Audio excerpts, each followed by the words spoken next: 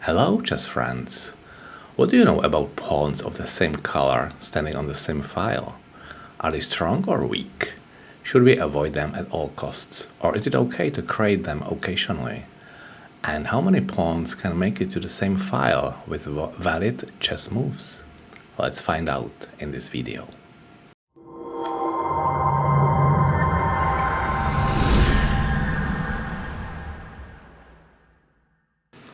I prepared several examples demonstrating the particular configurations of pawns, and I try to focus only on the Grandmaster games as long as possible, mostly because the extreme cases belong to the category of chess curiosities.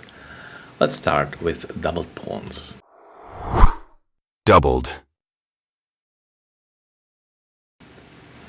Double pawns are uncommon in chess games, and it's safe to say that every chess player encountered such a position at least once. As a general rule, they are considered a weakness due to their inability to defend each other, and it's usually a good strategy to exchange at least one of them to strengthen the position. On the other hand, if the opponent is unable to effectively attack the doubled pawns, their inherent weakness may be of little or no consequence. There are many situations that incorporate double pawns into their fundamental strategy. For instance, one of the most frequently used openings, Ruy Lopez, Morphy defense, exchange variation. e5, knight f3, knight 6, knight c6, bishop to b5, a6, and now capturing the knight and capturing by the pawn, and we have doubled pawns here. Black has gained the bishop pair, but at the cost of a weakened structure of their own pawns. White usually tends to reach the endgame and exploit the kingside pawn domination, while black should keep the active game, take advantage of the open d-file, especially after casting to the queenside, and generally avoid the exchange of pieces. Let me show you what I mean exactly. So the black has these 4 pawns here, but only on 3 files. So white can easily block them by these 3 pawns, and if they manage to exchange the pawn for the e pawn, they would then have the pawn domination here, 4 against 3 at the king side. This was greatly demonstrated at the famous game Emanuel Lasker versus José Raúl Capablanca in St. Petersburg, 1914, where Capablanca, one of the strongest grandmasters of all time, expected a calm, drawish game, especially after the exchange of queens, then failed to fight for initiative and eventually lost the game. Let me just go briefly through this game and comment on important parts of the game. So again, from the beginning, the Ruy Lopez and exchange variation, and now d4, pawn takes d4, and queens are exchanged. This is still a good move, normal development, castling, and castling to the king side. I would say this was the first inaccurate move. The recommended line would be instead to play bishop to d7 and preparing castling to the queen side. This and castling. And black has a very solid position while keeping the advantage of the bishop pair. We still have it here. Okay, so let's get back to the game. It continued like this, f4 and f5. Take a look at this. White exploits the missing pawn on the d-file, because it's here, and creating the outpost on e6. As you can see, this square cannot be attacked by any pawn. Nothing here, nothing here.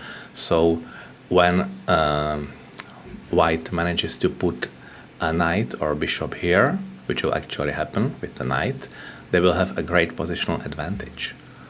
So b6, bishop here, and this is, I would say this is the second, not the best game, because the black just stopped protecting this weak e6 square by the bishop, and white will quickly take the opportunity to gain the positional advantage.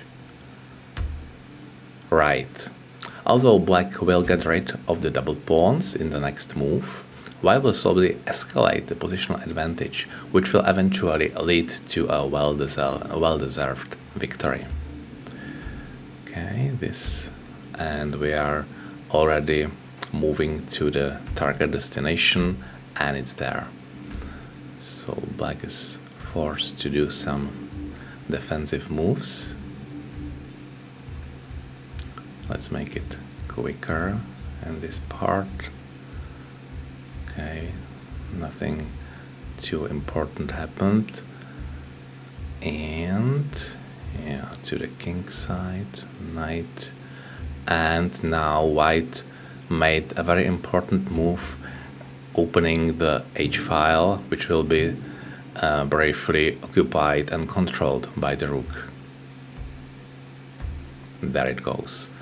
White managed to occupy the open h file, and the game is already won for them, at least from the strategic perspective. Black just made a few more moves before resigning. Let me just click through them quickly.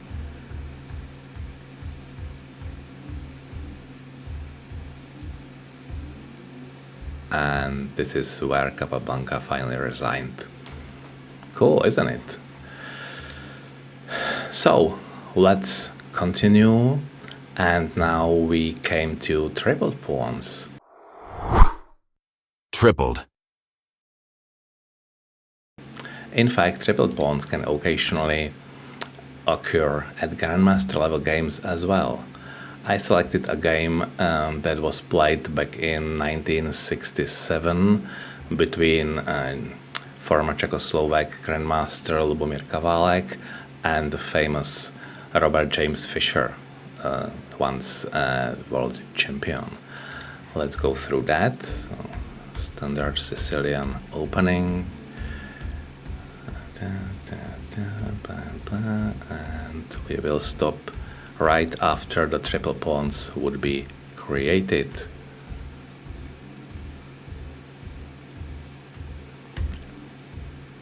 There it is.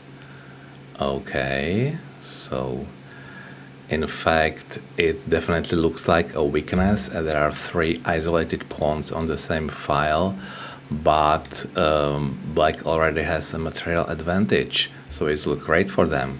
But I think that Fischer made some kind of mistake and allowed the opponent to draw the game by a repetition of moves. Let's get to it. Yeah, here it goes. And the game was declared as a draw. All right, what about quadrupled pawns?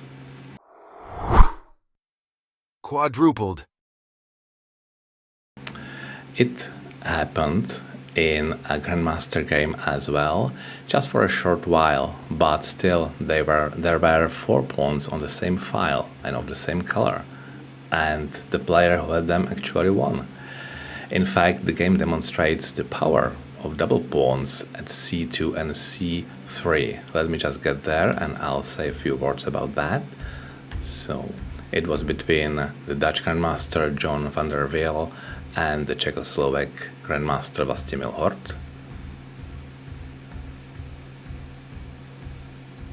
Okay, so this is what we can call a strong double pawns formation, because the pawns are not totally isolated. There is a good chance that white will eventually move this pawn to c4 and exchange it, so double pawns would be cancelled, and which is more important, there is an open file for the rook, which can again become an important part of the white strategy to attack and win. Let's go. Queen, queen. Okay. I have a feeling that the quadrupled pawns will be created on the c file. We already have 2 of them there, and these 2 pawns have a good chance to get there too. Or maybe a pawn. I'm not sure. Let's see.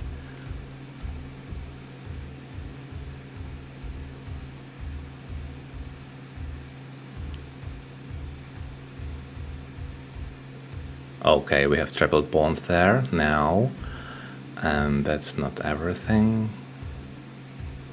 Yeah, looks like the a pawn is the good candidate, indeed. There we go. It actually lasted only for this half move, as the pawn was instantly captured by the knight, but still we can observe 4 pawns on the same file in the game of Grandmasters. Let me just go through it very quickly. The rest is not important, at least not from the perspective of the topic of this video.